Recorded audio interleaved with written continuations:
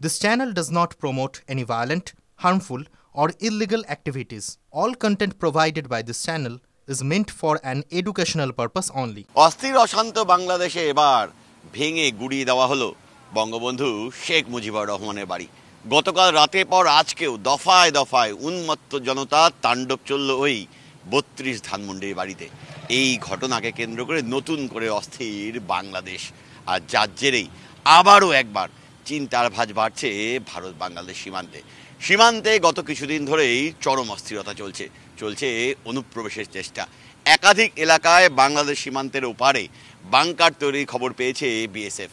এই পরিস্থিতিতে ভারত বাংলাদেশ সীমান্ত, বিশেষ করে পশ্চিমবঙ্গ সীমান্ত এলাকায় বাড়তি নজর এদেশের আভ্যন্তরীণ নিরাপত্তা সংস্থাগুলোর।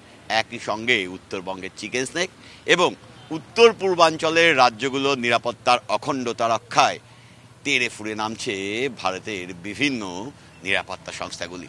সীমান্তে বিএসএফ সক্রিয় রয়েছে। দিনে এবং রাতের তল্লাশি ছাড়াও আভ্যন্তরীণ দুদেশের মধ্যে যে বাণিজ্য চলে, সেক্ষেত্রে যে সমস্ত গাড়ি চলাচল করছে সেই গাড়িগুলোকে বাড়তি তল্লাশি করা হচ্ছে। এছাড়া সীমান্ত এলাকায় যেখানে কাঁটাতারবিহীন এলাকা, সেই এলাকায় চলছে দিনে এবং রাতের টহলদারি। সব মিলিয়ে আবার উত্তপ্ত বাংলাদেশ। তার প্রভাবে এ রাজ্যে ভারত বাংলা সীমান্ত এলাকায় কোনো অস্থিরতা তৈরির চেষ্টা রুখে দিতে তৎপর রয়েছে ভারতের সীমান্তরক্ষী বাহিনী। বাংলাদেশের অস্থিরতা তো অনেক দিন ধরে চলছে। গতকাল রাতে আজকে দফায় দফায় বঙ্গবন্ধুর বাড়িও ভেঙে দেওয়া হলো। আপনারা তো ওদেশের মানুষ, আপনারা কি চাইছেন? এই অস্থিরতা নাকি শান্তি ফিরুক? শান্তি ফিরছে না কেন? আমরা কিভাবে সরকার যদি না করে? বঙ্গবন্ধু তো ওদেশের বন্ধু, একটা ইতিহাস তো, না আপনাদের দৃষ্টিভঙ্গিতে কি? এটা অবশ্যই কাজটা খারাপ করতেছে যারা।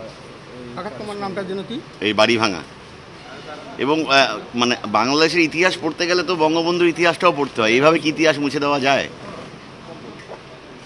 কি মনে হয়? এটা অবশ্যই নেকারজনক কাজ। ক্যামেরায় দীপায়নের সঙ্গে প্রসেনজিৎ, টিভি9 বাংলা, ফুলবাড়ি।